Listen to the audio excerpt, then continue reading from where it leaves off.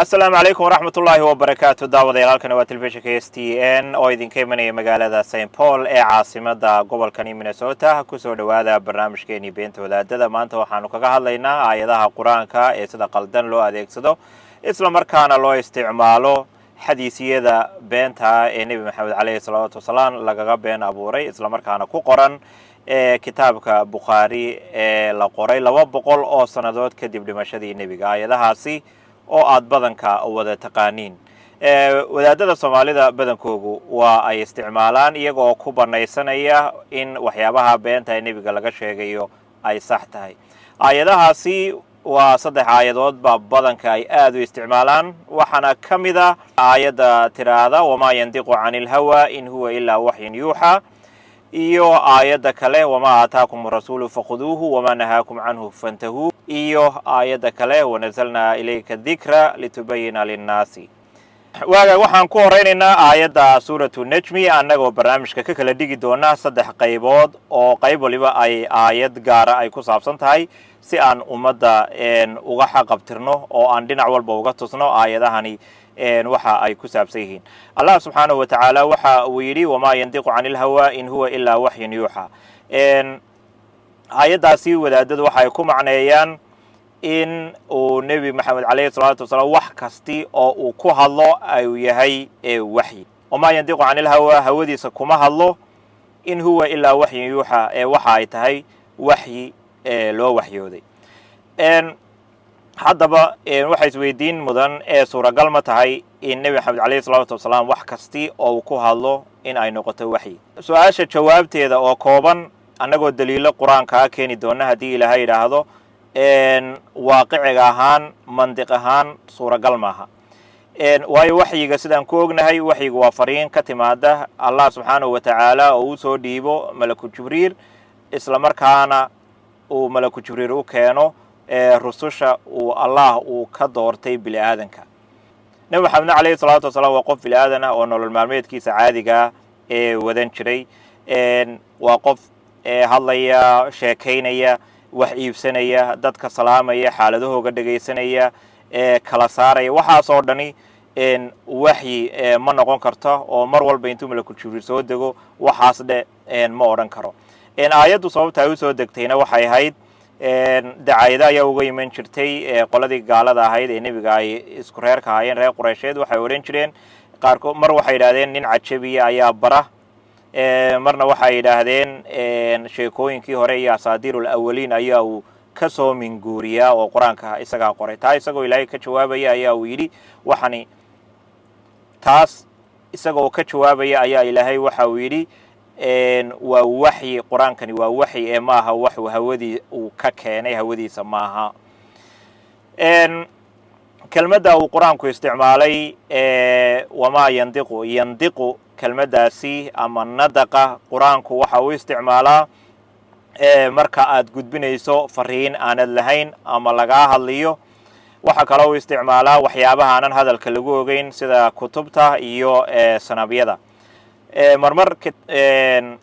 marka luqadda carabiga oo marmar waa loo isticmaalaa marka afayeenka rasmiga ee dawladda ama afayeenka rasmiga ee hay'ad dawladeed. tusaale ahaan marka la leeyahay afayeenka rasmiga ee wasaaradda arrimaha dibadda dalkani Mareykanka waxa badanka loo isticmaalaa kelmadda naadiq rasmi li wasaaradda al-khaarijiyya al-ameerikiya. saas oo kale maadaama uuna quraanku u jeedo ama kelmadani ujeedadeedu ay tahay inuuna quraanka isagu qorin oo una hawadiisa ka keenin ay tahay uu yahay wahyi iyo risaalad iyo fariin uu soo dhiibay. taas ayay aayadu cadaynaysaa. in kelmadahaana quraanka sidaas ay ugu jirtaa waa marka laga hadliyo ama aad u hadlayso dad kale aad u hadlayso ama fariin aan adigu lahayn loo soo gudbiyay. sida ay quraanka ugu jirto kelmadani waxa kamida marka in aayadii tilmaamaysay marka qiyaamaha dadka gaalada la xisaabinayo ay xubnahoogu afka intoo la xiro xubnahoogu ay ku masabidaan ama ay ku marxaati furaan. waa ka afku weydiinaya oranaya lima shahidtum calayna, war maxaad inoogu marxaati furteen? waxay oranayaan xubnihii iyagoo u jawaabaya qaaluu andaqana Allahu alladhi andaqa kull shay, waxa naga hadliyay ilaaha wax shay kasti ka hadlaya kelmaddaas ayaa ay isticmaaleen waxaana sidaan horey u sheegay loo isticmaalaa waxyaabahan hadalka lagu ogeyn sida kutubta iyo sanabiyada waladayna kitaabun yandiqu bilxaqi waxaan haysanaa ama nooy kitaab xaqa ka hadlaya macnaha waa kitaab xaqa kala dhigdhigaya qoladii gaalada ahayd asnaamta caabudi jirtay ee nebi ibraahimna waa kuwii ku yidhi laqad calimta ma haulaa yandiquun waad isku ogtahay inayna kuwani hadlaynin sidaa daraaddeed kelmaddu sidaa siiqadaas ayaa qur-aanka ugu jirtaa in aad fariin adigu aanad odhan aad gudbinayso iyo waxyaabaha aanan hadal lagu ogeyn sida kutubta iyo sanabiyada iyo xubnaha jidhka ee qiyaamaha dadka ku markhaati furaya haddii aan qur-aanka u gudubno qur-aanka meelo badan ayaa uu caddaynayaa in nebi maxamed calayhi salaatu wasalaam uuna wax kasta uu yidhaahdo ama ficil kastii uu sameeyo uuna waxyi ahayn waxa ugu horeysa oo aayaddan aan sheegayno tan aayadda subxaanahu watacaala uu ilaahay yidhi yaa ayuha nabiyu lima tuxarimu maa axala allahu laka allah subxaanahu watacaala uu yidhi nebi maxamedow maxaa aad iskaga xaaraantinimaynaysaa ilaahay uu ku xalaaleeyey taasi oo muujinaysa in uu nebi maxamed calayhi salaatu wasalaam uu iska xaaraantinimeeyey wax hore oo horey xalaal ugu ahaa waxay muujinaysaa in ficilkaasi uu isagu go-aan isagu qaatay ahaa uuna waxyi ahayn aayaddaasi waxay si caddaana u muujinaysaa wax kasta oo nebigu uu sameeyo ama uu yidhaahda inayna waxyi ahayn waayo in uu wax iska xaaraantinimeeyo ilaahay kuma amrin waa go-aan isaga ka soo go-ay ayaa ahaa waa kusii soconaynaa aayaddii suuratu tawba ku jirtay cafa allaahu canka lima adinta lahum xataa yatabayana laka aladiina sadaquu wataclama alkaadibiin ayaa ilaahay yidhi nebi maxamedow waa lagu cafiyey maxaad nimanka u fasaxday ilaa aad ka kala ogaanayso kuwii beenta kuu sheegayay iyo kuwa runta sheegaya haddii kelmadda cafallaahu ama waa lagu cafiyey ay meesha timaado waxay muujinaysaa inuu nebi maxamed uu qalad galay uu gaf galay taasina waxay muujinaysaa gafkaas ama qaladkaa uu galay ee uu nimankaa u fasaxay in ay ahayd go-aan uu isagu iska qaatay oo markii uu xaaladda qiimiyey maadaama uu ahaa hogaamiye marka nebinimada kasoko uu hogaamiye ahaa markii xaaladdii iyo cudurdaarkii ay raggaasi ay sheegteen uu qiimeeyey ayaa uu go-aankan qaatay go-aankan uu qaatay ee qaladka ahaa waxyi maaha oo ilaahay wax qaldan uma waxyoodo nebigiisa calayhi salaatu wasalaam marka aayaddan kalena waxay muujinaysaa in wax kasti oo nebigu yidhaahdo ama go-aan kasta u qaato uuna waxyi ahayn sida ay wadaadadu ay sheegayaan waa hagaag qisadii laga wada dheregsanaa ee qad samica allahu qowla alatii tujaadiluka fii sawjiha watashtaki ila allahi wallahu yasmacu taxaawurakumaa ina allaha samiicun basiir ayaa uu ilaahay yidhi aayadda micnaheegu haddii aan soo koobno waxa uu ilaahay yidhi ilaahay waa uu maqlay haweenaydii ee ninkeeda kaaga ashkatoonaysay ee kula doodaysay allah subxaana watacaalana wuu maqlayay doodii labadiina idin dhex maraysay dood baa dhex maraysay dooddaasi taarikhdu waxay ku sheegaan in kiiskani oo ahaa kiis la yidhaahdo dahaara ama uu ninku xaaskiisa uu ku yidhaahdo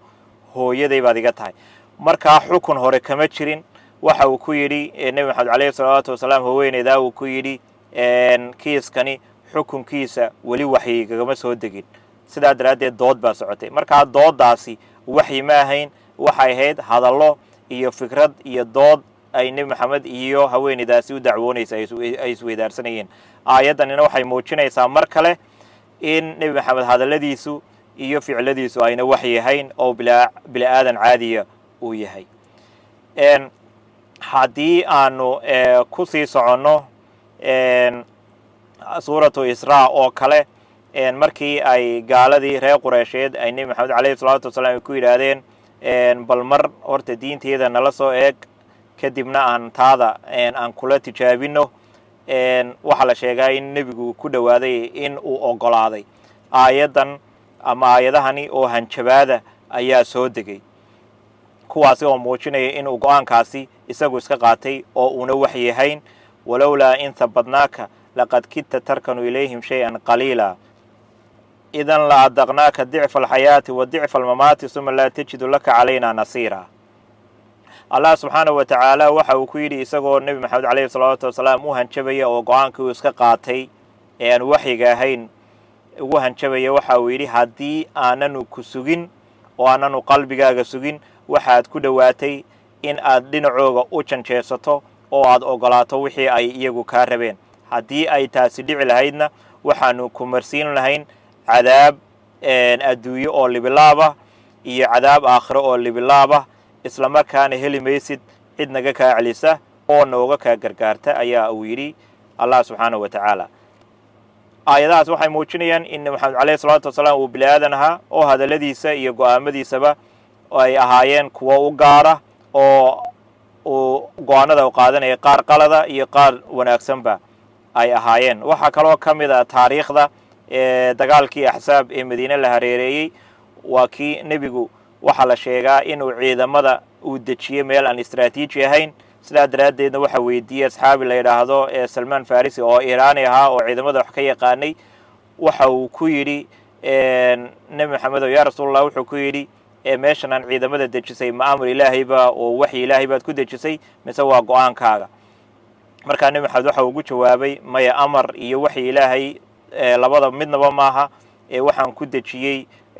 go-aan aniga ah sidaa daraaddeed wuxuu yidhi maadaama uu ciidanka wax ka yaqaanay meeshan haddaba ciidankaa dejisay istaraatiijiye maaha ay naga rar oo meel kalena deji taasi oo taariikhduna waxay muujinaysaa in go-aanada nebi maxamed calayhi salaatu wasalaam maadaama uu hogaamiye ahaa go-aamada iyo ficilada iyo hadalladu ay u gaar ahaayeen aayaddanuna ay wadaadadu ay sida qaldan u turjumeena ay muujinayso keliya in uu qur-aanku yahay waxyi oo una ahayn wuxuu isagu qoray ama wuxuu hawadiisa ka keenay sidaa daraaddeed barnaamijka waxaan kusoo gabagabaynaynaa nebi maxamed calayhi salaatu wasalaam bini aadan buu ahaa